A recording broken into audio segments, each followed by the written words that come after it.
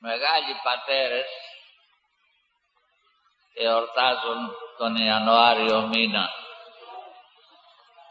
Χθες η Εκκλησία ετοίμησε την μνήμη του Μεγάλου Αντωνίου. Ανήκα είπε κάποιος μοναχός, μεγάλος και εκείνος, ένα λογισμό του Αντωνίου θα ήμουν όλος πύρινος.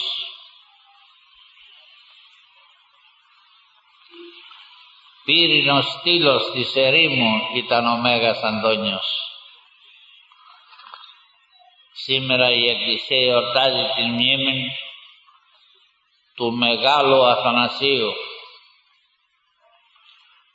Αυτός έδωκε τη μεγάλη μάχη εναντίον της μεγαλύτερης αιρέσεως, της αιρέσεως του Αρείου, ο οποίος ειρνείτο την θεότητα του Χριστού.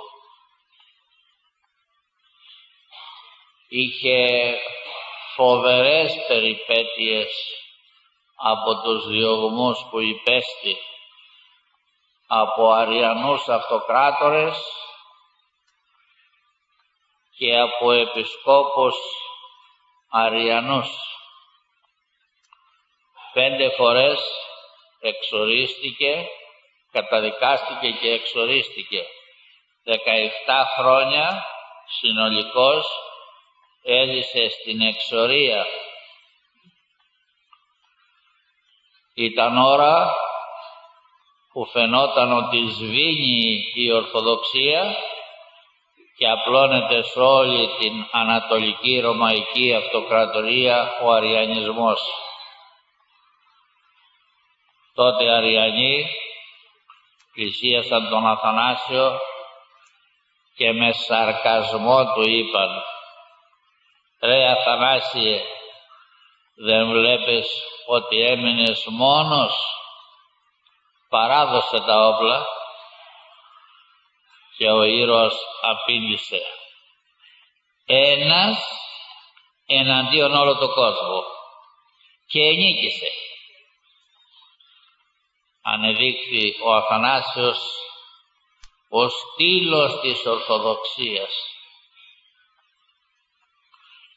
Σήμερα επίσης η Εκκλησία εορτάζει την μνήμη του Αγίου Κυρίλλου, Πατριάρχου Αλεξανδρίας.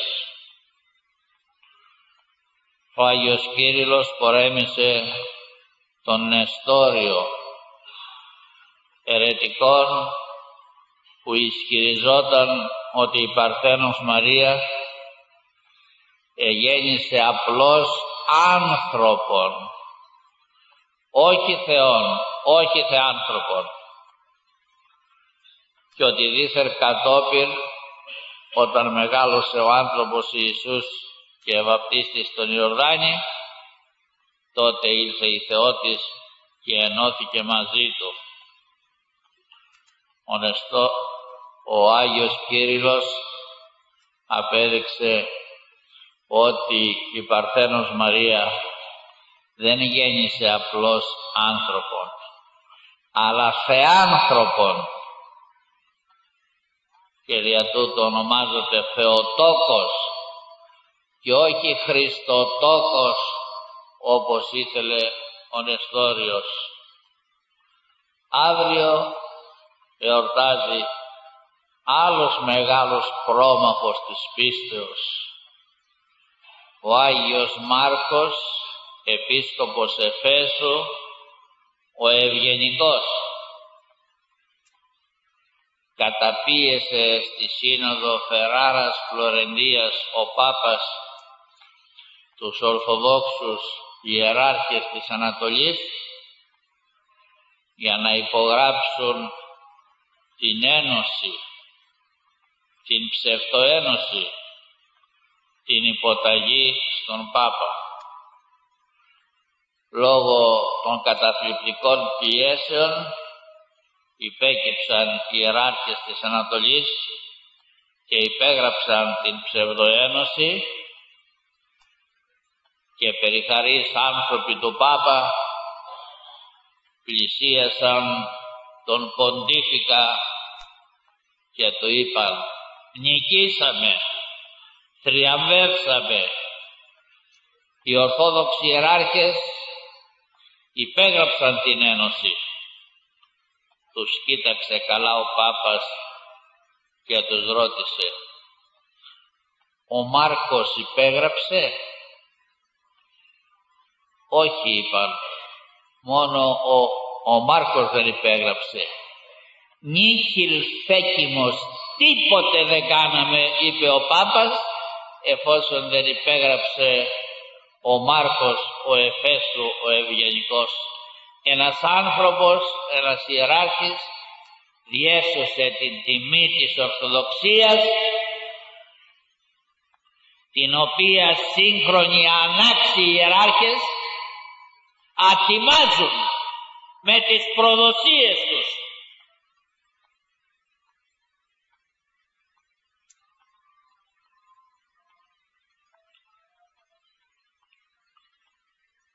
Αδελφοί μου, στα πρόσωπα που εορτάζουν αυτές τις ημέρες μαζί με τους Αγίους της πιστεώς μας, να ευχόμεθα να κρατήνει ο Θεός την πίστη, η πίστη να βράζει μέσα στις καρδιές σαν καζάνι και να ξεχυλίζει, και αν έρθουν μεγαλύτερες προδοσίες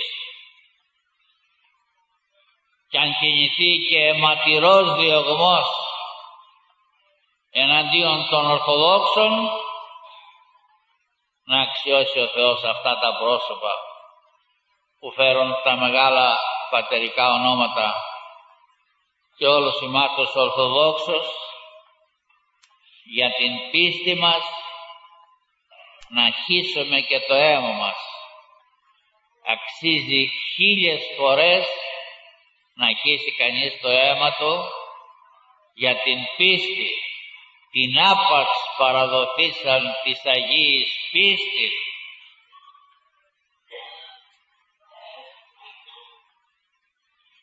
Ο Μέγας Αθανάσιος πρωτοστάτησε στην πρώτη Οικουμενική Σύνοδο.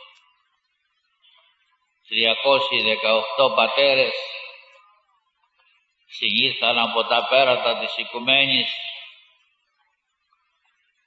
για να αντιμετωπίσουν τη διδασκαλία του Αρείου και να επιφέρουν την ειρήνη στην αυτοκρατορία.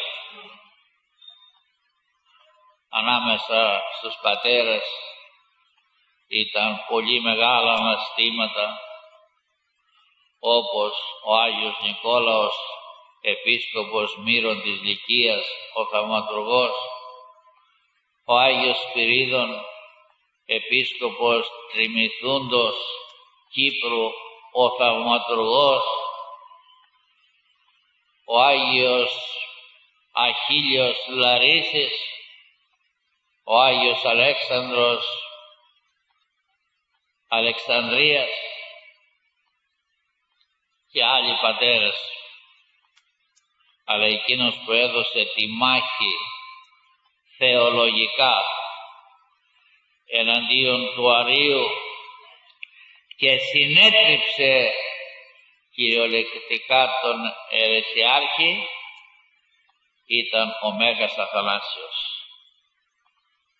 Νεαρός, 29 ετών, ιεροδιάκονος, που συνόδευσε τον επίσκοπό του, τον Πατριάρχη Αλεξανδρίας Αλέξανδρο, στη Σύνοδο.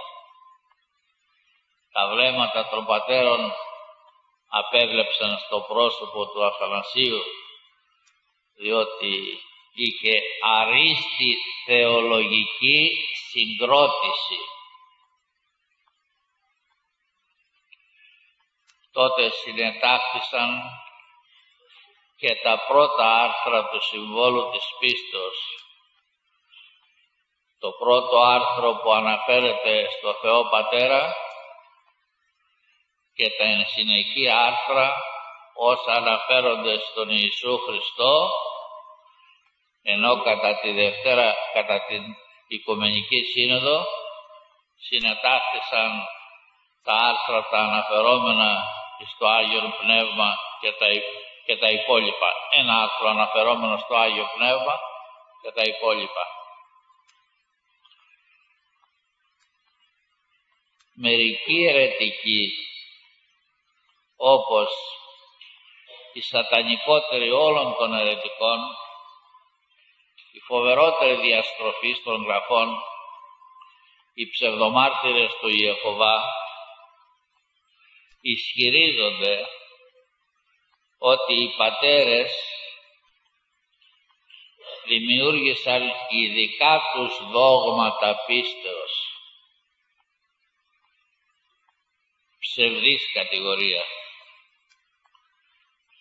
μεγάλη συκοφαντία.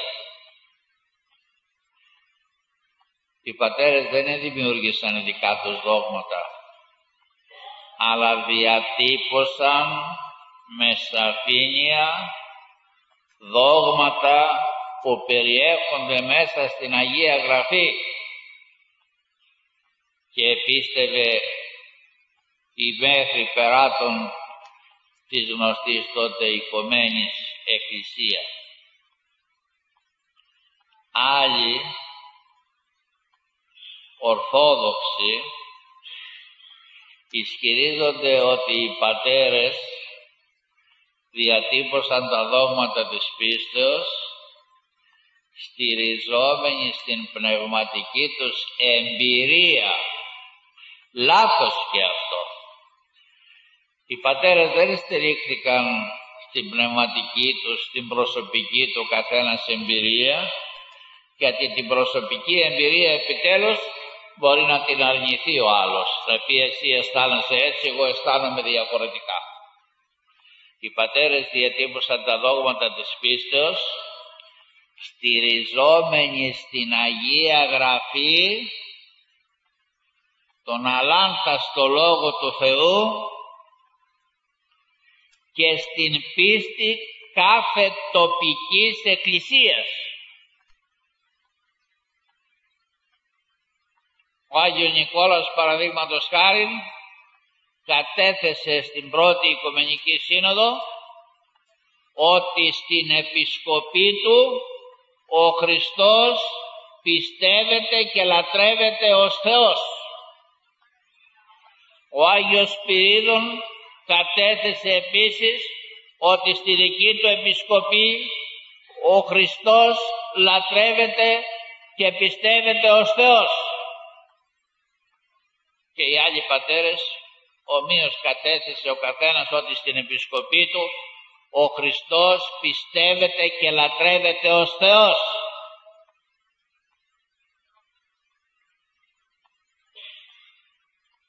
Υπάρχει ένας κανόνας, δογματικός κανόνας, που λέγει ότι πάντοτε, πανταχού και υποπάντων επιστεύθη, αυτό είναι καθολικό, αυτό είναι αποστολικό, αυτό είναι κυριακό. Προέρχεται από τον Κύριο. Απόψε θα παρουσιάσω στην ευσεβιά σας το άρθρο του Συμβόλου της Πίστεως για το οποίο έδωκε τη μεγάλη μάχη ο Μέγας Αθανάσιος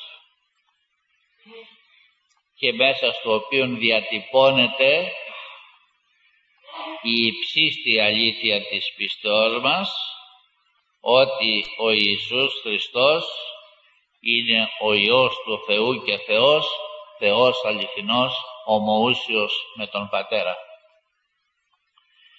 Θα δείτε αδελφοί και πατέρες ότι όλες οι φράσεις, οι λέξεις που απαρτίζουν αυτό το άρθρο του Συμβόλου της Πίστεως για τη θεότητα του Χριστού στηρίζονται μέσα στην Αγία Γραφή.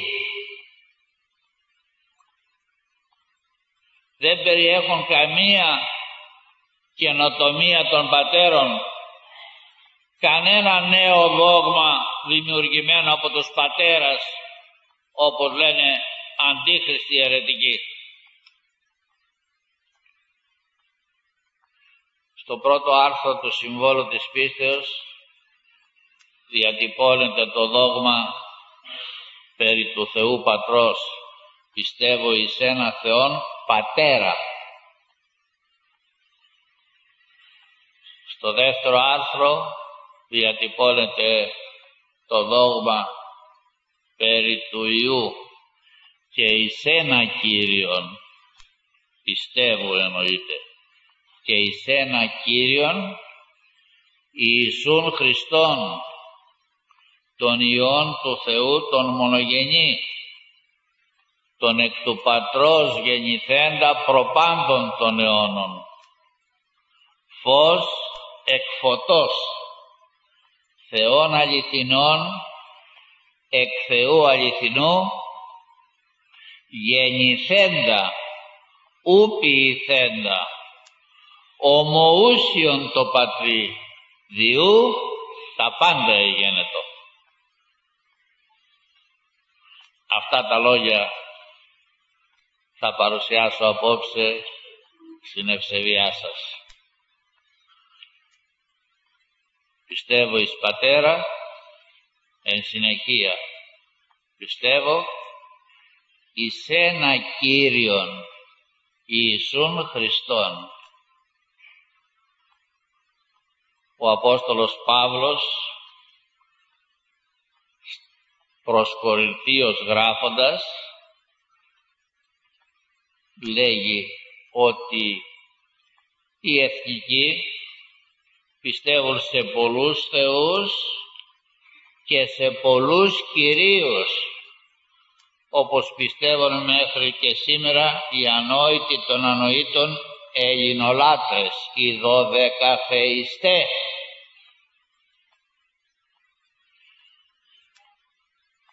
Για τους εθνικούς, τους πεπλανημένους, τους ειδωλολάτρες υπάρχουν πολλοί θεοί και πολλοί κύριοι, ψευδοθεοί και ψευδοκύριοι. Αλλά για μας, λέγει ο Απόστολος Παύλος, εις Κύριος Ιησούς Χριστός. Για μας ένας Κύριος υπάρχει, ο Ιησούς Χριστός.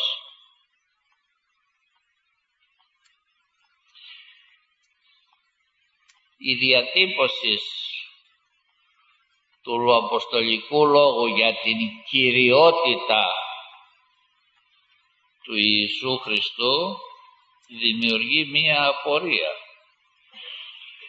Εις Κύριος ο Ιησούς Χριστός. Ένας Κύριος και αυτός είναι ο Ιησούς Χριστός. Ο Πατέρας δεν είναι Κύριος? Το Άγιο Πνεύμα δεν είναι Κύριος? Η απορία λύεται επί τη βάση του τριαδικού δόγματος. Ο Θεός είναι τρία πρόσωπα, αλλά μία ουσία, ή Θεότης ή Κυριώτης. Τρία πρόσωπα, τρεις ύψιστες προσωπικότητες, οι οποίοι στηρίζονται σε μία ουσία, πνευματική ουσία, μία κυριότητα ή θεότητα. Ο Χριστός, ο Υιός, είναι ο μόνος Κύριος, όχι σαν πρόσωπο, αλλά σαν Θεός. Αφού ο Θεός είναι ένας και ο Κύριος είναι ένας. Με άλλα λόγια, ό,τι ισχύει για τον Υιό τον Ιησού Χριστό ως Θεό, ότι δηλαδή είναι ο μοναδικός Κύριος, ισχύει και για τον Πατέρα ως Θεό, διότι είναι ο μοναδικός Θεός και Κύριος, και για το Άγιο Πνεύμα ως Θεό, αφού είναι ο ένας, ο μοναδικός Θεός και Κύριος. Επαναλαμβάνω αυτό το σημείο. Είπα φιλοδοξώ να γίνετε θεολόγοι. Καλύτεροι από μερικούς θεολόγους που έχουν πτυχία και συγχρόνως μεσάνυχτα στη θεολογία. Ο Ιησούς Χριστός είναι ο ένας, ο μοναδικός Κύριος, ο μόνος Κύριος, όχι σαν πρόσωπο αλλά σαν Θεός.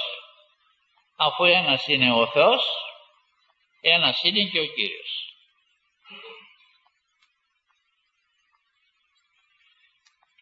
Πιστεύω και εις έναν Κύριον Ιησούν Χριστόν, τον Υιόν του Θεού, τον μονογενή.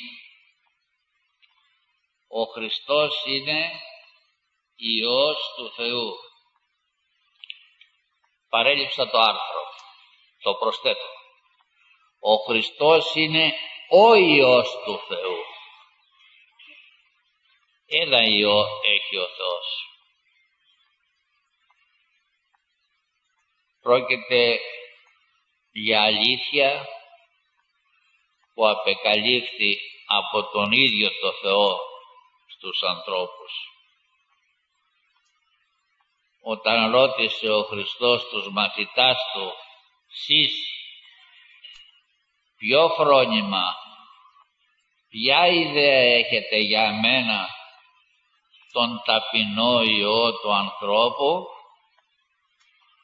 Ο πιο θερμός και αυθόρμητος από τους Αποστόλους, ο Πέτρος, αναφώνησε, «Συ ο Χριστός, ο Υιός του Θεού του ζώντος».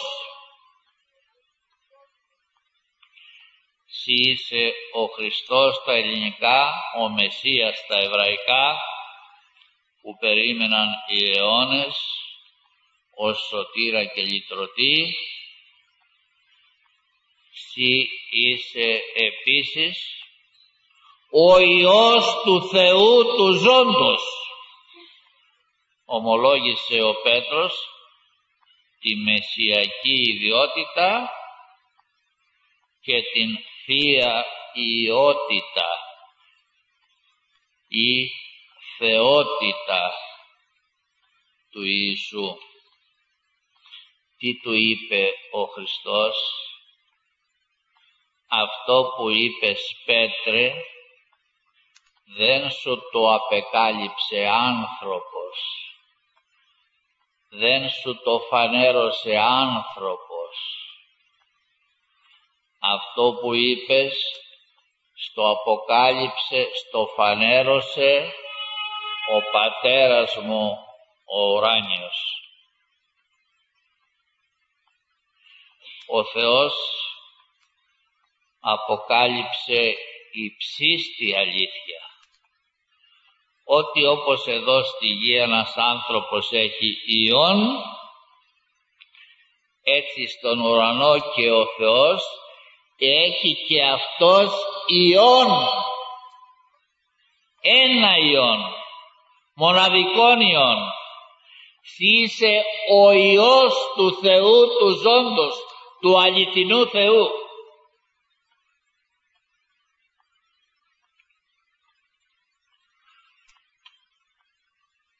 Πιστεύω και εις ένα Κύριον Ιησούν Χριστόν, τον Υιόν του Θεού, τον μονογενή, ανθρώπους Υιούς, κτιστούς Υιούς. Τι θα πει κτιστούς? Που δεν υπήρχαν και τους δημιούργησε ο Θεός, δημιουργημένους Υιούς. Έχει πολλούς ο Θεός. Γι' αυτό κανείς δεν μπορεί να ονομαστεί μονογενής. Κανείς άνθρωπος δεν μπορεί να ονομαστεί μονογενής Υιός του Θεού, διότι είμεθα πολλοί οι άνθρωποι. κτιστούς ιούς δημιουργημένους, που δεν υπήρχαν δηλαδή και τους δημιούργησε ο Θεός. Έχει πολλούς ο Θεός αγγέλους ιούς, αλλά επειδή είναι πολλοί οι άγγελοι, οι κτιστοί ιοί, οι δημιουργημένοι ιοί του Θεού, κανείς δεν μπορεί να ονομαστεί μονογενής, μοναχογιός. Αν είναι πολλά παιδιά δεν λέγεται κανείς μονογενής.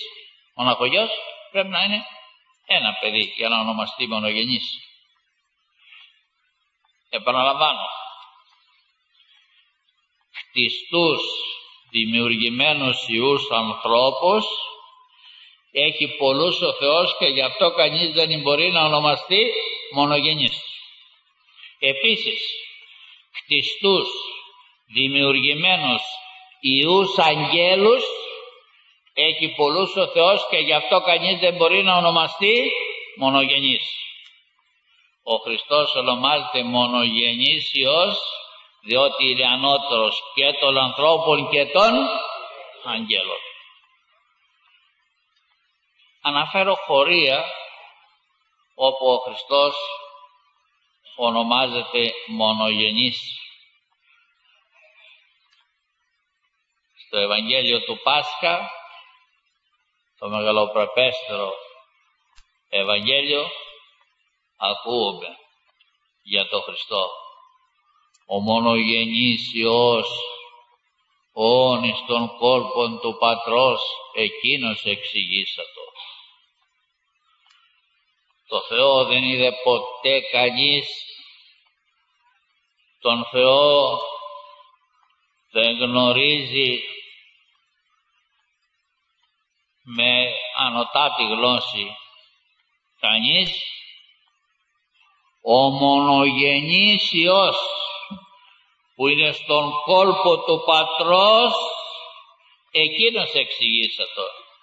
Εκείνος μας έδωκε εξηγήσεις για τον Θεό Πατέρα. Οδείς επιγεινώσκει τον Πατέρα, είπε ο Χριστός, ημί ο Υιός και ο θέλει βούλεται ο Υιός αποκαλύψε.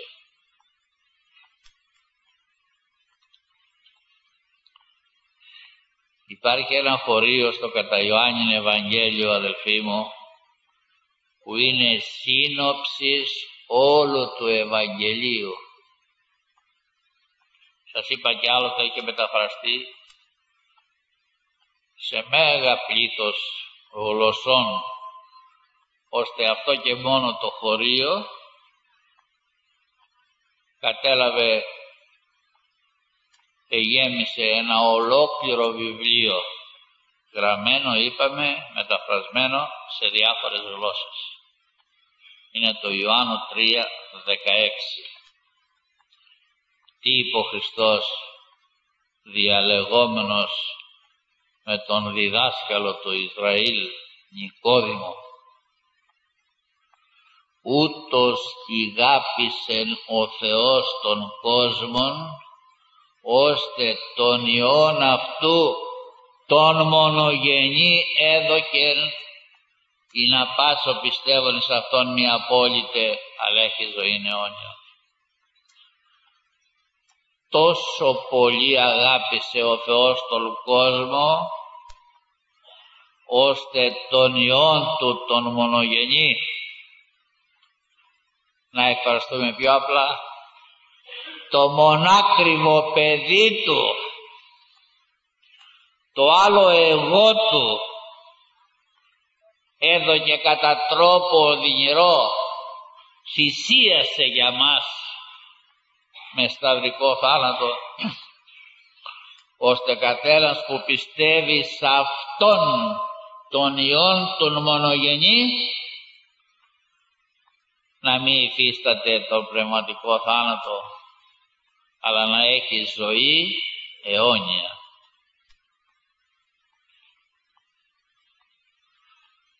Να αναφέρομαι ένα ακόμη χωρίο. Περιέχεται στην πρώτη καθολική επιστολή του Αποστόλου Ιωάννου. Ο Υιός, ο μονογενής Υιός του Θεού, ήλθε να λύσει τα έργα του διαβόλου. Εφανερώθη ο Υιός του Θεού, ο μονογενής, αναφέρεται και ως μονογενής ο Χριστός. Δεν είναι δηλαδή τα δύο πρώτα χωρία που ανέφερα, και σε άλλα χωρία ο Χριστός αναφέρεται ως ο μονογενής Υιός, σε πάμπολα δε χωρία ως ο Υιός του Θεού.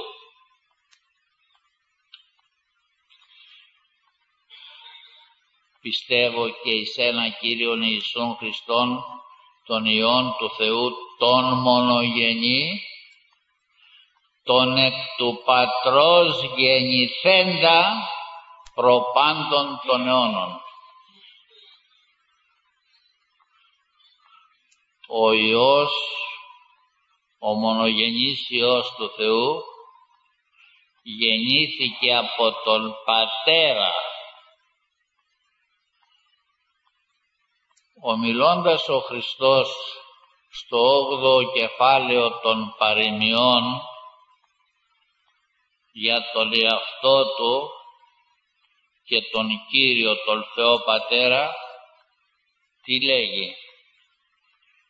Ο Κύριος, ο Θεός Πατέρας, προ βουνών γεννάμε. Με γεννά πρώτων βουνών, πρώτου κόσμου, με γεννά.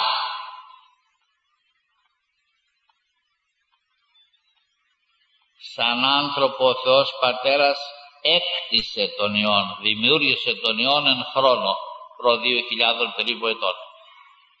Αλλά σαν Θεό δεν τον έκτισε, δεν τον δημιούργησε, αλλά τον γεννά. Όπως ήλιος γεννά το φως. Προ βουνών γεννάμε. Πρωτού γίνουν τα βουνά, πρώτη γίνει δηλαδή ο κόσμος, με γεννά.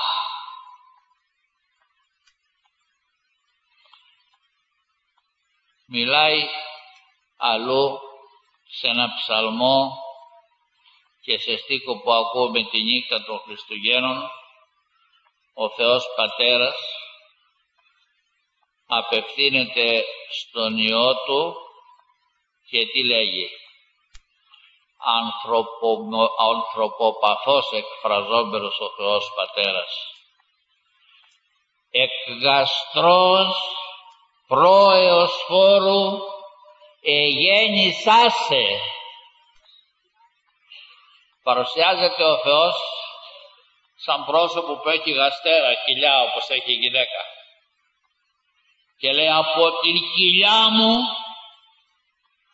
πρώτου έως φόρου, πρώτων άστρων, πρώτου κόσμου, σε γέννησα.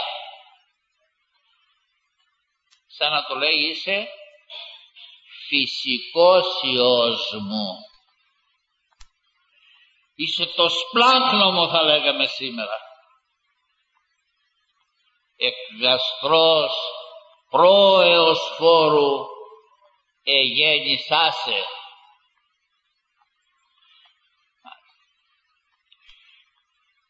Τον εκ του Πατρός γεννηθέντα. Ο Χριστός έχει δύο γεννήσεις. Ο Θεός έχει μία γέννηση από τον Πατέρα, προαιώνια γέννηση, τελείως ακατάληπτη.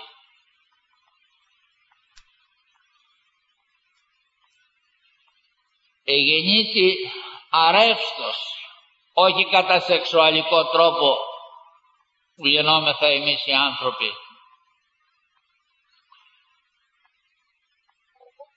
Γι' αυτό στην προς Εβραίους επιστολή ο Χριστός κατά τον τύπο του Μελκισεδέκ λέγεται αμήτωρ. Είναι Υιός του Θεού χωρίς μητέρα, αλλά έχει και γέννηση ως άνθρωπος. Ως άνθρωπος γεννήθηκε εν χρόνο από την Παρθένο Μαρία,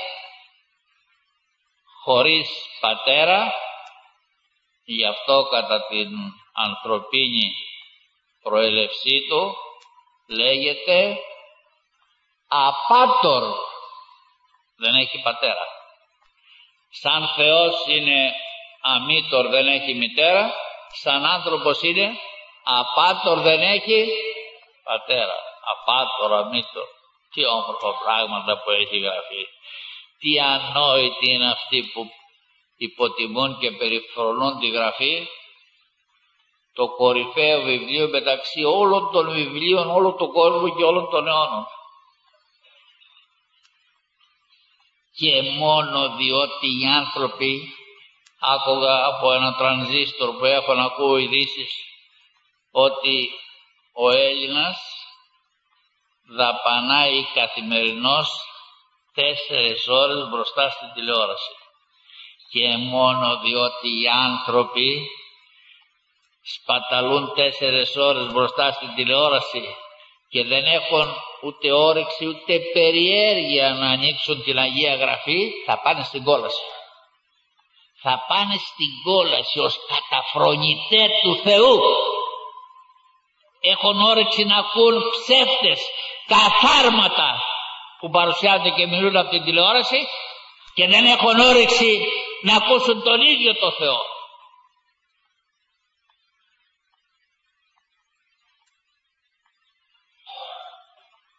Τον εκ του πατρός γεννηθέντα πότε? Προπάντων των αιώνων.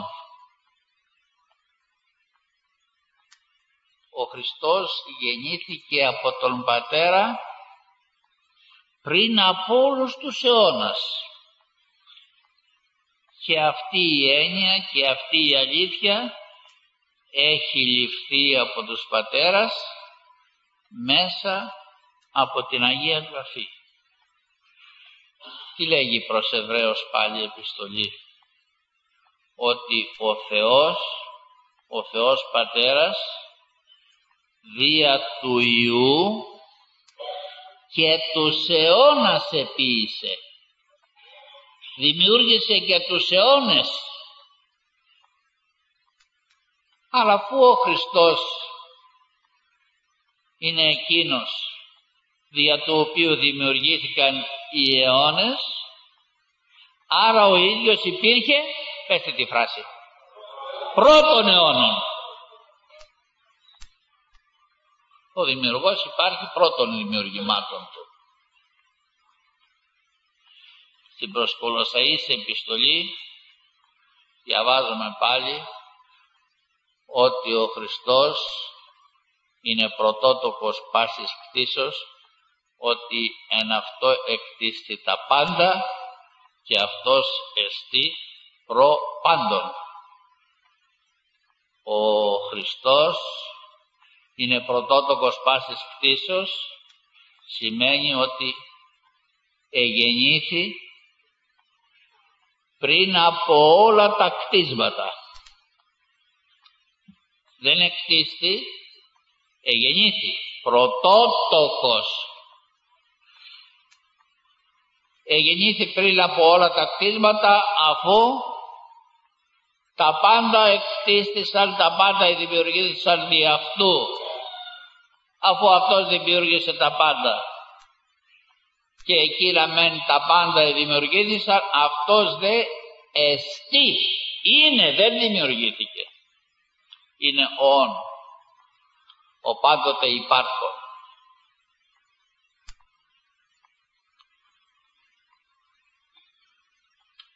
Ο Χριστός δημιουργήθηκε προπάντων των αιώνων, προ όλου του κόσμου, πρώτου χρόνου. Είναι άχρονος η γέννησής του. Είναι έξω από την σχετικότητα του χρόνου, έννοιες ακατάληπτες αυτές που ζαλίζουν τα πνεύματα των μεγάλων θεολόγων και μεγάλων φιλοσόφων. Εμείς ζούμε μέσα στη σχετικότητα του χρόνου και απλώς διδασκόμεθα αυτές τις αλήθειες του κηρύσσονται σαφώς στη Γραφή, αλλά δεν μπορούμε να τις καταλάβουμε. Εμείς δεν μπορούμε να σκεφτούμε χωρίς την έννοια του χρόνου.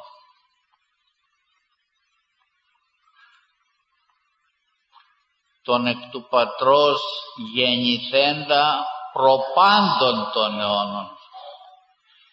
Αφού ο Χριστός γεννήθηκε προπάντων των αιώνων, πρώτο κόσμο, πρώτο χρόνο, διότι ο χρόνος αρχίζει με τον κόσμο, άρα υπήρχε, μια λέξη πέστε, πάντοτε, μάλιστα, υπήρχε πάντοτε όπως ο πατέρας. Την ίδια ηλικία έχει ο πατέρας και ο Υιός. Ο πατέρας γεννά αμέσως τον Υιόν και οι δυο έχουν την ίδια ηλικία. Το φως γεννά, ο ήλιος γεννά αμέσως το φως, γι' αυτό ήλιος και φως έχουν την ίδια ηλικία. Ή σκεφτεί κανείς ανθρωποπαθώς και πει, εδώ στους ανθρώπους συμβαίνει ο πατέρας να είναι μεγαλύτερος από τον Υιό στην ηλικία. Στη θεότητα δεν συμβαίνει το ίδιο πράγμα. Στη θεότητα πατήρ και Υιός έχουν την ίδια, όπως ήλιος και φως που γεννάται από τον ήλιο έχουν την ίδια ηλικία.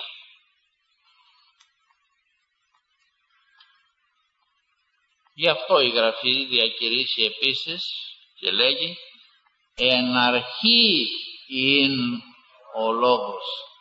Στη λέξη αρχή υπάρχει έμφαση. Στην αρχή υπήρχε ο λόγος με λάμδα κεφαλαίο, ο Υιός, ο Χριστός. Ο ειν απαρχής, λέγει ο Απόστολος Ιωάννης στην πρώτη καθολική του επιστολή. Σας κηρύττω με αυτό το οποίο υπήρχε εξ αρχής, ανέκαθεν, με μια λέξη, πάντοτε.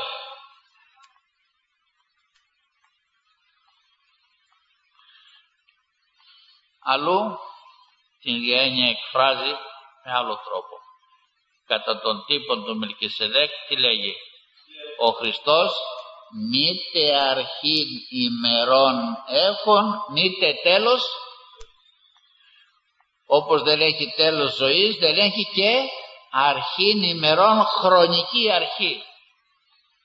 Τα κτίσματα έχουν όλα χρονική αρχή. Ο Χριστός δεν έχει αρχήν ημερών, δεν έχει χρονική αρχή.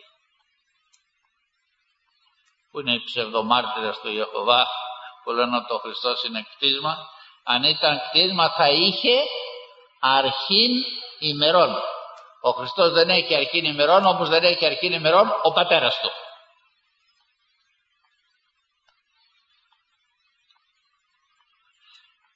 Στην εικόνα της Αγίας Τριάδος ο πατέρας παρουσιάζεται ως παλαιός των ημερών, ασπρομάλης γέροντας, να δείξει ότι είναι αρχαίος, αιώνιος, και ο Χριστός παρουσιάζεται ως νεότερος. Μην παρεξηγήσουμε αυτή την εικόνα. Ο Χριστός παρουσιάζεται νεότερος του Πατρός ως άνθρωπος. Ως Θεός είναι και αυτός παλαιός των ημερών και έτσι περιγράφεται στο πρώτο κεφάλαιο της Αποκαλύψεως ως ασπρομάλης γέροντας, ο παλαιός των ημερών. Ο προαιώνων Θεός έγινε παιδίον νέων. Φως εκ φωτός.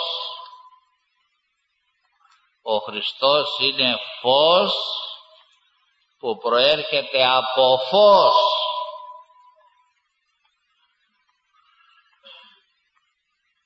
Το λέγει και αυτό η Αγία Γραφή. Τι λέγει ο Ευαγγελιστής Ιωάννης για το Χριστό? Είναι το φως το αληθινόν. Όταν λέει το αληθινόν, αντιθέτει το Χριστό προς τα άλλα φώτα, τα αγγελικά και τα ανθρώπινα. Εμείς κατά έναν τρόπο είμαστε φώτα ψευδή. Δεν έχουμε απόλυτη ύπαρξη. δημιουργηθήκαμε. Οι άγγελοι επίσης είναι φώτα κατά έναν τρόπο ψευδή, δεν έχουν απόλυτη ύπαρξη, δημιουργήθηκαν, και αν ο Θεός εγκαταλείψει αυτά τα φώτα που λέγονται άνθρωποι και αυτά τα φώτα που λέγονται άγγελοι, θα επανέλθουν στο μηδέν, στην ανυπαρξία. Ο Χριστός είναι το φως το αληθινόν, διότι έχει ύπαρξη πλήρη, απόλυτη, υπήρχε πάντοτε.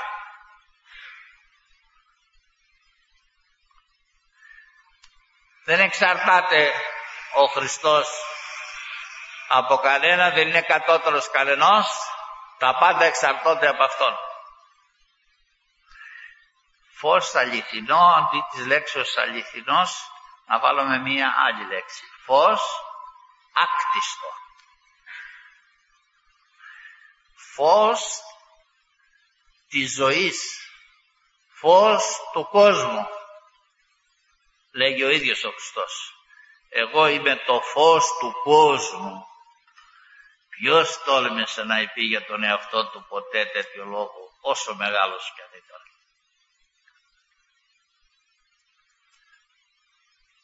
Μίλησε ο νεοφανής αστήρ του κυβερνώντος κόμματος για αλαζονία. Μάλιστα, ομολόγησε ότι υπήρξαν κυβερνήτες στο κυβερνών κόμμα αλαζόνες, αν και δεν είπε συγκεκριμένως ποιοι είναι αυτοί οι αλαζόνες και ποια σφάλματα διέπραξαν.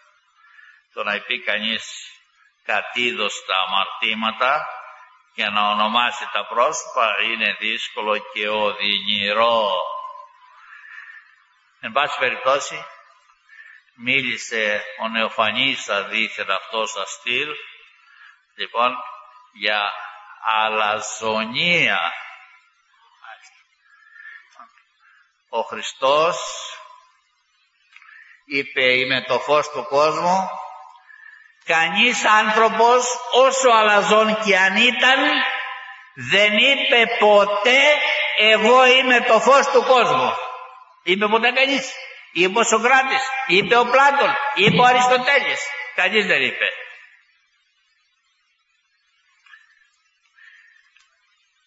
Ο Χριστός μόνο είπε, γιατί ο Χριστός έχει τη συνείδηση ότι είναι Θεός.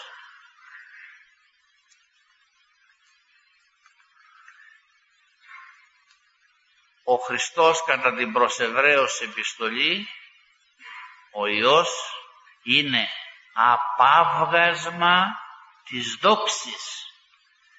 Τι θα πει απάβγασμα? Ακτινοβολία από τη δόξα, από την ένδοξη ουσία του Θεού Πατρός.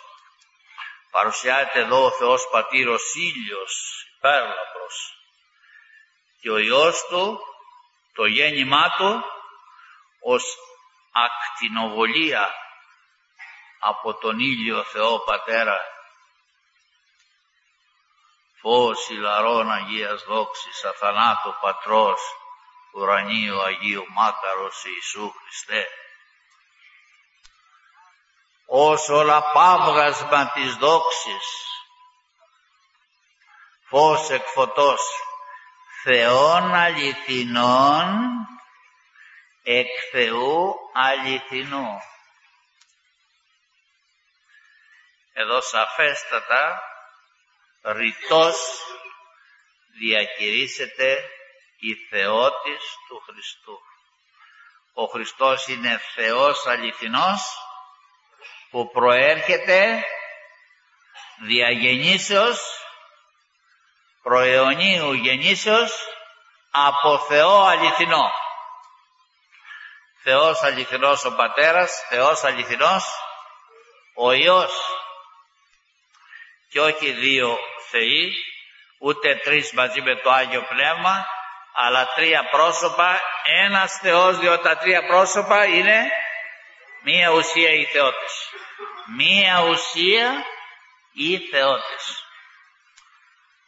Πάρα πολλές φορές ο Χριστός κηρύσσεται και διακηρύσσεται μέσα στη Γραφή ως Θεός, να αναφέρομαι ένα χωρίο όπου ονομάζεται όχι απλώς Θεός, αλλά Θεός αληθινός. Είναι στον πρώτο τελευταίο στίχο της πρώτης καθολικής επιστολής του Ιωάννου. Τι λέγει εκεί ο Απόστολος Ιωάννης? Ένα χωρίο παράδοξο, μυστηριώδες, ένας λόγος που δεν θα εργόταν ποτέ στο μυαλό ανθρώπου. Τον είπε ο Απόστολος διότι ήταν θεόπλευστος. Είδαμεν, γνωρίζομαι εμείς οι πιστοί. Οι άπιστοι δεν γνωρίζουν τίποτα από όλα αυτά, έχουν μεσάγικτα. Λένε ανοησίες και βλακίες από την τηλεόραση και από τα ραδιόφωνα. Είδαμεν, γνωρίζομεν ότι ο Υιός του Θεού έχει έρθει στον κόσμο και δέδωκεν ημίν διάνοιαν και μας έδωκε νόηση, γνώση, να γνωρίζουμε τον αληθινόν, τον Θεόν. Και εσμέν εν το αληθινό, και είμαστε στον αληθινό εμείς οι πιστοί. Και πώς είμαστε στον αληθινό? Είμαστε στον αληθινό εν το Υιό αυτού Ιησού Χριστό, με το να είμαστε στον Υιόν του τον Ιησού Χριστό. Εδώ είναι το παράδοξο. Είμαστε στον αληθινό με το να είμαστε στον Υιόν του τον Ιησού Χριστό. Πώς γίνεται να είσαι στον αληθινό με το να είσαι στον Υιόν του αληθινού? Γίνεται διότι ο Ιησούς Χριστός, λέει στη συνέχεια ο Απόστολος, αυτός είναι ο αληθινός Θεός. Είναι όλη η Θεία Ουσία. Δεν θέλει να πει ότι ο Υιός είναι πατέρας, άλλος είναι ο πατέρας και άλλος ο Υιός. Αλλά ο Υιός είναι ο αληθινός Θεός, είναι όλη η Θεία Ουσία. Επαναλαμβάνω το χωρίο. Είδαμε, γνωρίζουμε εμείς οι πιστοί, ότι ο Υιός του Θεού οίκη έχει έρθει στον κόσμο και δέδωκεν εμήν διάνοια και μας έδωκε νόηση, γνώση, να γνωρίζουμε τον αληθινόν, τον Θεόν. Και είμεθα στον αληθινό με το να είμεθα στον Υιόν του Ιησού Χριστό, διότι αυτός ο Ιησούς Χριστός, αυτός είναι ο αληθινός Θεός. Όλη η Θεία Ουσία όπως είναι ο Πατέρας. Γι' αυτό ο Χριστός είπε στο Φίλιππο που του έλεγε να μας δείξεις τον Πατέρα και θα είμαστε πανευτυχείς. Τι είπε? Φίλιππε, τόσο χρόνο είμαι μαζί σας και δεν με γνώρισες ακόμη. Ο εωρακός εμέ εώρα και τον Πατέρα. Και πώς λέγεις δείξον ημίν τον Πατέρα? Αυτός που είδε εμένα τον Υιό είδε τον Πατέρα. Γιατί ο Υιός και ο Πατήρ είναι μία ουσία, μία Θεότης και μία Κυριότης. Ένας Θεός, ένας Κύριος. Φως εκ φωτός, Θεόν αληθινών εκ Θεού αληθινού, γεννηθέντα ου ποιηθέντα. Εδώ είναι η μεγάλη διαφορά μας προς τους Αριανούς, τους αρχαίους Αριανούς της εποχής του Μεγάλου Θαλασσίου και τους συγχρόνους Αριανούς, τους ψευδομάρτυρες του Ιεχωβά και μερικούς άλλους προτεστάντες. Ο Χριστός εγεννήθη, δεν επιήθη. Γεννηθέντα ου ποιηθέντα, ου κτιστέντα, ου δημιουργηθέντα, ου γενόμενον από το ρήμα γίγνομε. Γενόμενον με έναν ιε, από το γίγνομαι. Τα ρήματα ποιούμε, χτίζομαι, δημιουργούμε, γίγνομαι, σημαίνουν το αυτό πράγμα. Ο Θεός δεν επιήθη, δεν εκτίστη, ο Θεός δεν εδημιουργήθη, δεν εγένετο, αλλά εγεννήθη. Με δύο νη, το γεννόμε. Εγεννήθη. Γεννηθέντα ου ποιηθέντα. Ο Άριος τι έλεγε για τον Χριστό? Ότι είναι κτίσμα. Δημιουργήθη όπως εμείς οι άνθρωποι και όπως οι άγγελοι. Και είναι ποτέ ότε ούκιν. Και ήταν κάποτε που δεν υπήρχε δήθεν ο Χριστός. Λάθος. Ο Χριστός δεν δημιουργήθη αλλά εγεννήθη, και αφού είναι γέννημα είναι της αυτής, μια λέξη με τον πατέρα, της αυτής ουσίας ή φύσεως. Της αυτής φύσεως περίμενα να πείτε. Ο άνθρωπος γεννάει, το πρόβατο γεννάει, το ελάφι γεννάει, ο άγγελος εάν γεννούσε θα γεννούσε, και ο Θεός γεννάει Θεόν αληθινών εκ Θεού αληθινού, γεννηθέντα ου ποιηθέντα. Ο άνθρωπος γεννά άνθρωπο και ποιεί, κατασκευάζει ένα χιονάνθρωπο ή ένα άγαλμα. Έχει την ίδια αξία αυτό που γεννάει ο άνθρωπος, το φυσικό το παιδί, με ένα χιονάνθρωπο που φτιάχνει ή με ένα άγαλμα που φτιάχνει? Έτσι. Γεννηθέντα ου ποιηθέντα. Είναι απλό πράγμα. Όταν έρχονται αυτοί οι ψευδομάρτυρες του Ιεχωβά, θα τους ρωτάω τι ιδέα έχετε για τον Χριστό, θα σας πούνε είναι Υιός του Θεού. Πολύ καλά να τους πείτε. Σαν Υιός του Θεού είναι Θεός όπως ο πατέρας του? Όχι, θα πούνε. Εδώ είναι το λάθος, θα τους πείτε. Ο άνθρωπος γεννάει άνθρωπο. Το πρόβατο γεννάει πρόβατο. Το κατσίκι γεννάει κατσίκι. Ο άγγελος αν γεννούσε θα γεννούσε, και ο Θεός γεννάει Θεό. Μα θα πει ένας Θεός ο Πατήρ, άλλος Θεός ο Υιός, άλλος το Άγιο Πνεύμα, τρεις Θεοί? Όχι, τρία πρόσωπα, αλλά ένας Θεός, διότι τα τρία πρόσωπα έχουν μία και την αυτή ουσία. Για σήκω κύριε Ευάγγελε και έλα εδώ πάνω. Θα κάνουμε εποπτικό στο μάθημα. Λοιπόν, ένας ακόμη, έλα και εσύ. Ναι. Καλά είσαι, καλά είσαι. Μη ζητάς πρωτοκαθεδρία. Λοιπόν, για προσέξτε τώρα. Πόσα πρόσωπα είμαστε? Τρία. Ο Νικόλαος, ο Ευάγγελος, ο Δημήτριος. Νικόλαος, Ευάγγελος, Δημήτριος. Είμαστε τρία πρόσωπα, αλλά συγχρόνως πόσοι άνθρωποι? Τρεις άνθρωποι. Γιατί είμαστε τρεις άνθρωποι? Διότι κάθε ένα πρόσωπο έχει χωριστεί μια λέξη, την ουσία του. Εγώ έχω δικό μου σώμα και δική μου ψυχή. Αυτή είναι η ουσία μου. Σώμα και ψυχή, Ο Ευάγγελος έχει δικό του σώμα και δική του. Γι' αυτό είναι άλλος άνθρωπος. Άλλο πρόσωπο, αλλά και άλλος.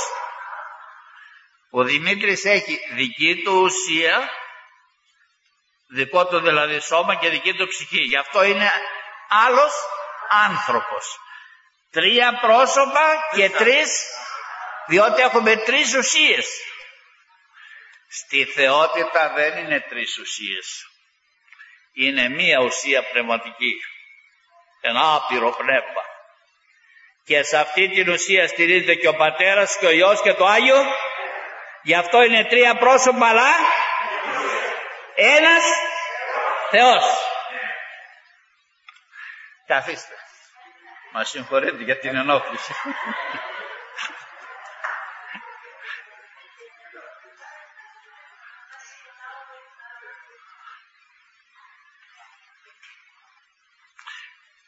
Δεν θα μπορούσε ο παντοδύναμος Θεός σε αυτή τη μία ουσία, σε αυτό το ένα σώμα, να στηρίξει τρία πρόσωπα? Μπορούσε, παντοδύναμος είναι. Σε ένα σώμα έφτιαξε δυο αυτιά, παραδείγματος, αν δεν έφτιαξε ένα, δυο μάτια δεν έφτιαξε ένα. Θα μπορούσε ο Θεός σε αυτή την ουσία, σε αυτό το σώμα, να στηρίξει τρία πρόσωπα. Το ένα πρόσωπο να σκέπτεται ως Ανδρέας, το άλλο ως Βασίλειος και το άλλο ως Γεώργιος. Βλέποντας αυτό το σώμα, αυτή την ουσία να προβάλλει, θα λέγαμε έρχεται ένας άνθρωπος. Ένας, γιατί θα ήταν ένα σώμα, μια ουσία. Και αν μας ρωτούσε κανείς ποιος είναι αυτός ο άνθρωπος, είναι ο Ανδρέας, ο Βασίλειος, ο Γεώργιος.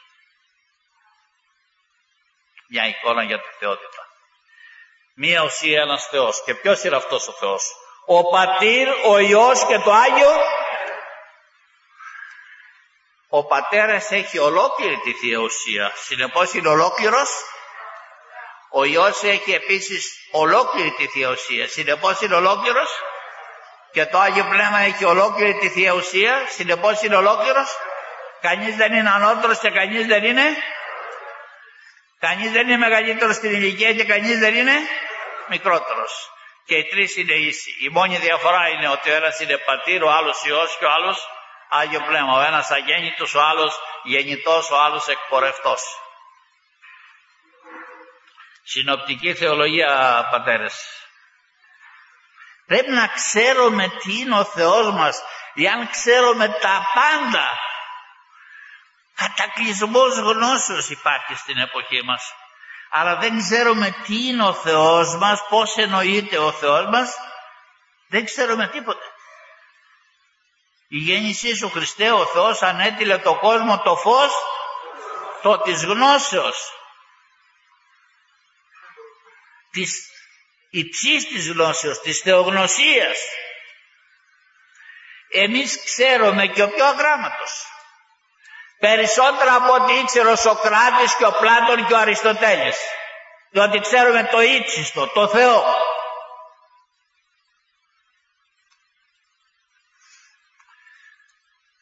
Ομοούσιον το Πατρί.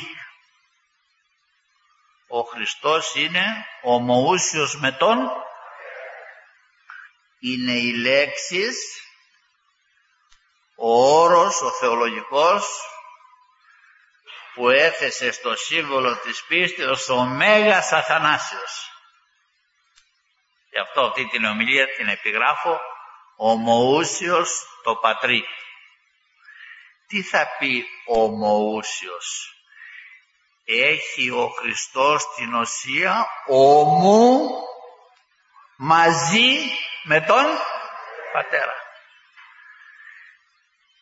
Εννοείται και μαζί με το Άγιο. Τα τρία πρόσωπα είναι ομοούσια, σημαίνει έχουν την ουσία, την πνευματική, τη Θεία Ουσία, ομού, μαζί, αντάμα, όπως λένε οι συμβολιογράφοι, από κοινού και εξαδιαιρέτω. Τριάς ομοούσιος και αδιαιρέτος και αχώριστος. Μάλιστα. Αυτό πάλι στηρίζεται στην Αγία Γραφή. Σαν λέξη δεν είναι μέσα στην Αγία Γραφή το ομούσιος, αλλά είναι σαν έννοια. Όπως και το τριάς, Αγία Τριάς. Σαν φράση δεν είναι μέσα στην Αγία Γραφή, αλλά είναι σαν έννοια. Ενεφανίστη, λέει, ο Θεός και ειδού τρία πρόσωπα. Τριάς. Έχουμε ένα σπίτι τριόροφο. Δεν γράφει πουθενά τη λέξη τριόροφο, αλλά μετράς. 1, 2, 3 όροφοι. Τι οι ανόητοι χιλιαστέ, να βρεις τη λέξη Αγία Τριάς. Βρε βλάκα, το λέω, πού μένεις? Λέει μια πολυκατοικία. Πόσους ορόφους έχει? 3.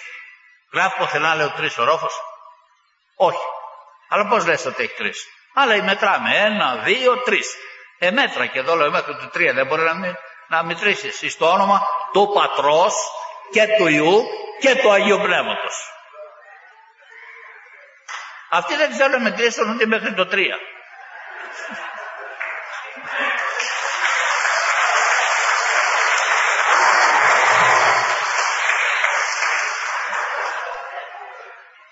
Μη χειροκροτείτε, γιατί θα υπενθυμίσουμε την προεκλογική κίνηση.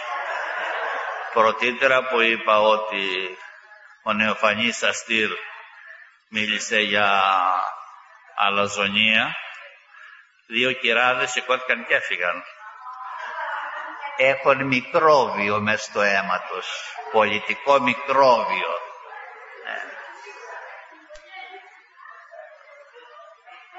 Όλα τα άλλα που άκουσαν για το Θεό διαγράφονται. Εφήγει ο υπέρθεος, ο υπερμεσσίας. Πω τι ανόητος είναι ο κόσμος. Σκεπτόμαστε στον δρόμο αυτό που λέει ο Απόστολος Ιωάννης. Όλος ο κόσμος εν το πονηρό κοίται. Μη σήμεθα υπεράνω κομμάτων. Σαν άνθρωποι έχουμε και εμείς τις προτιμήσεις μας. Ψηφίζουμε δαίμονες με λιγότερα κέρατα. Μερικοί ψηφίζουν με περισσότερα. Ψηφίζουμε πρόσωπα συγκριτικώς καλύτερα ή λιγότερο επιζήμια για το έθνος. Και δεν ενθουσιαζόμεθα από πολιτικούς. Μερικοί που έχουν το κόμμα το έχουν κάνει θρησκεία.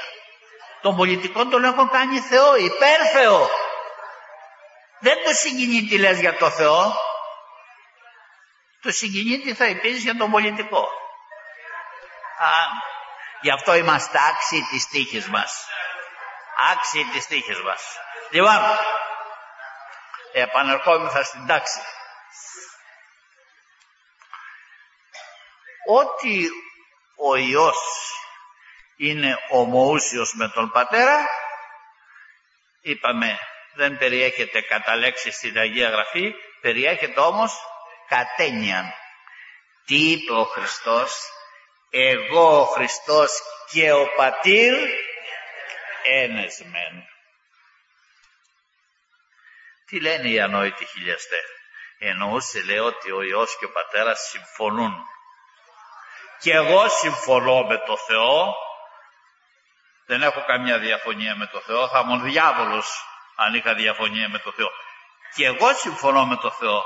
Αλλά αν ερχόμουν μια μέρα εδώ και έλεγα, και σας έλεγα, προσέξτε με, εγώ και ο Θεός ένα είμαστε, τι θα λέγατε?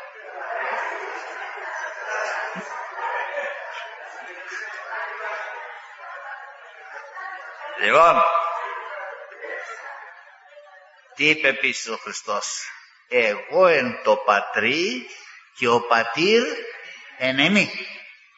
Τι σημαίνει αυτό? Εγώ δεν μπορώ ποτέ να πω εγώ είμαι μέσα στον Ευάγγελο ουσιωδώς, και ο Ευάγγελος είναι μέσα σε μένα. Όχι, χωριστά έχει την ουσία του Ευάγγελος και χωριστά εγώ. Ο Χριστός όμως είπε, εγώ είμαι μέσα στον Πατέρα και ο Πατέρας είναι μέσα σε μένα το Χριστό. Άρα οι δύο συμπίπτουν, έχουν την αυτή ουσία. Τα πρόσωπα αλληλοπεριχωρούνται, όπως λέμε στη θεολογία. Στην πρώτη καθολική επιστολή του Ιωάννου είναι ένα χωρίο που έχει κάποια περιπέτεια στους κώδικες, στα χειρόγραφα, και άλλοτε γίνεται δεκτό, άλλοτε αμφισβητείται. Λέγεται κόμμα Ιωάννου. Έχω ερευνήσει αυτό το χωρίο. έχω προσέξει τα επιχειρήματα υπέρ της γνησιότητός του, ανακάλυψα και πρόσθεσα και νέα επιχειρήματα και ένα φιλολογικό επιχείρημα και παραδέχομαι και αυτό το χωρίο ως γνήσιο. Τι λέει αυτό το χωρίο? Τρεις εισήν οι μαρτυρούντες εν το ουρανό, ο Πατήρ, ο Λόγος και το Άγιο Πνεύμα, και ούτε οι τρεις εν εισήν. Εν εισήν. Όχι, λένε οι χιλιαστέ και οι αντίχριστοι, αυτό το χωρίο είναι αμφιβαλόμενο, δεν είναι γνήσιο, είναι νόθο. Να υπάρχουν σοβαρά επιχειρήματα για αυτό το χωρίο. Λοιπόν, εντάξει. Και αν παραμερίσω με αυτό που το χωρίο που λέει ότι οι τρεις είναι ένα, έχουμε το άλλο, το αναμφισβήτητο, που λέει εγώ και ο Πατήρ ένες μεν.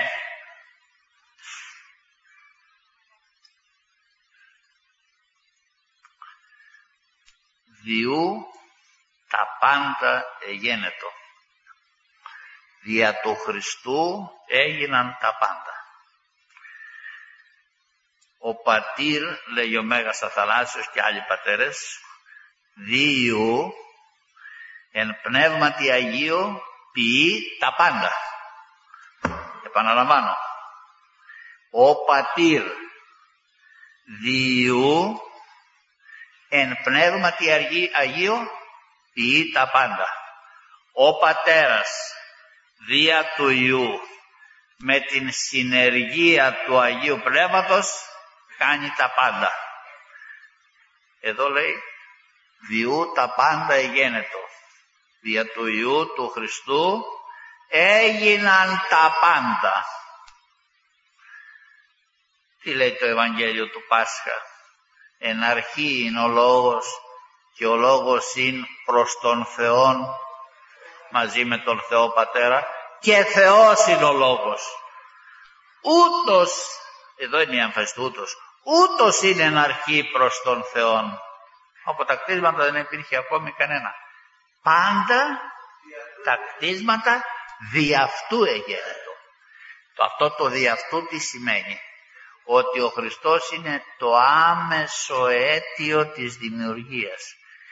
Είναι το πρόσωπο που με τα ίδια των τρόπων τεινά τα χέρια, να εκφραστούμε ανθρωποπαθώς, με τα ίδια του τα χέρια δημιούργησε τον κόσμο. Όπως λέει σε ένα ψαλμό ο ψαλμοδός, ονομάζοντας τον Υιό Κύριο Γιαχβέ στα εβραϊκά, αληθινό Θεό, «Συ Κύριε καταρχάς την γην εθεμελίωσας και έργα των χειρών σου εισήν οι ουρανοί». Ο Χριστός είναι Κύριος, Γιαχβέ Θεός ο Πατέρας, και καταρχάς στην αρχή του χρόνου δημιούργησε τη γη και τους ουρανούς, δισεκατομμύρια δισεκατομμυρίων παμέγιστες σφαίρες που είναι μέσα στο σύμπαν και κινούνται με ηλικιώδεις ταχύτητες. Ο Χριστός δημιούργησε πάνω στη γη τα φυτά, τα ζώα. Ο Χριστός είναι το άμεσο αίτιο, επαναλαμβάνω, της δημιουργίας. Πόσο μεγάλος είναι ο Χριστός. Δεν ξέρω τι πάθαμε. Αποκτηνωθήκαμε, δεν σκεπτόμαστε πλέον. Μας έφαγε η αμαρτία το μυαλό. Οι ηλίθιοι των ηλιθίων κατήντησαν τα λογικά όντα που λέγονται άνθρωποι.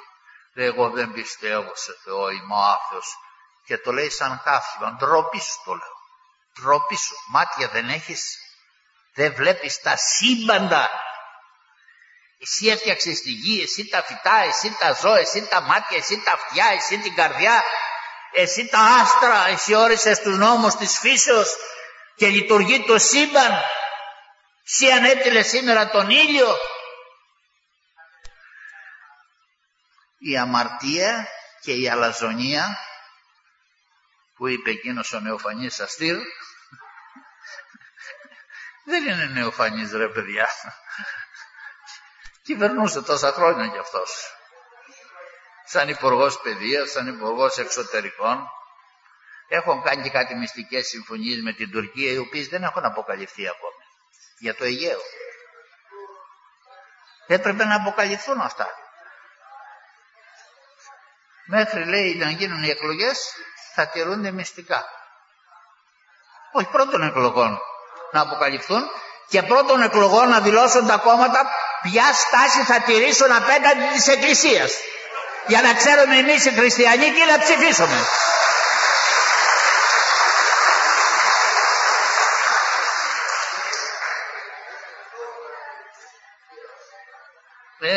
Τι λέει ο κύριος Γεράσιμος?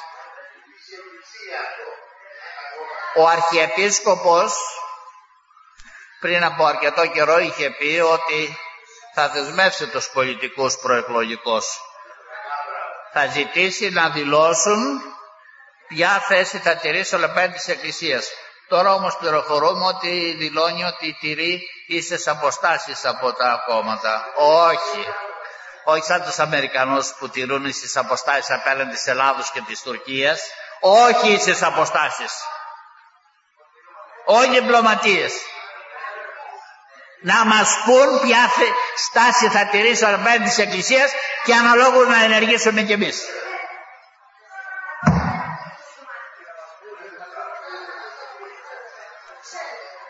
Εγώ έχω άλλες αντιλήψεις. Η Εκκλησία έχει δύναμη.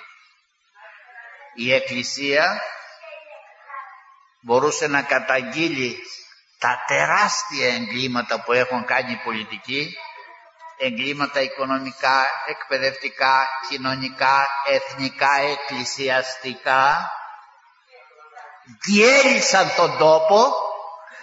Όφιλε η Εκκλησία να τα καταγγείλει όλα αυτά τα εγκλήματα με γλώσσα αμός, με γλώσσα προδρόμου, με γλώσσα Χρυσοστόμου. Και τι να κάνει επίσης η Εκκλησία? Να πιάσει μερικά πρόσωπα, χριστιανούς, ικανούς, ανιδιοτελείς, δοκιμασμένης αρετής, σπουδαία πρόσωπα, έχει η πατρίδα τέτοια πρόσωπα, και να πει: εσείς λαϊκοί, δεν λέω οι παπάδες να γίνουν πολιτικοί, προσέχτε, εσείς θα συγκροτήσετε ένα κόμμα χριστιανικών αρχών. Γιατί δηλαδή πρέπει...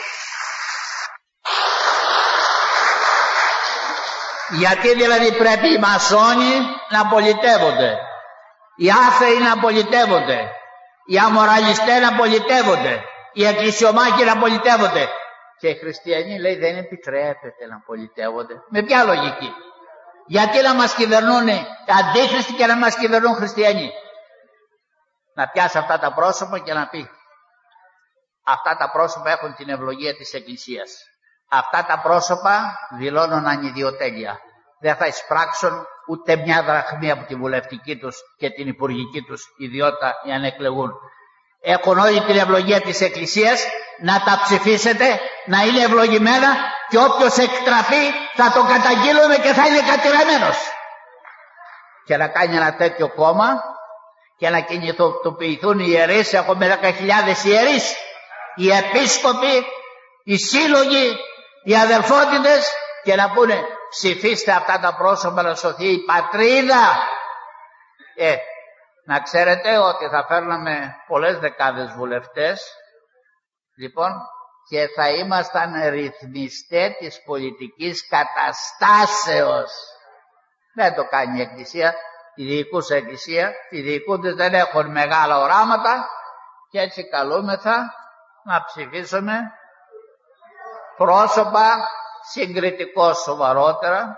Υπάρχουν μερικά πρόσωπα σοβαρότερα από άλλα, συγκριτικώς καλύτερα ή λιγότερο επιζήμια για το έθνος, ή να προτιμήσουμε δαίμονες με λιγότερα κέρατα.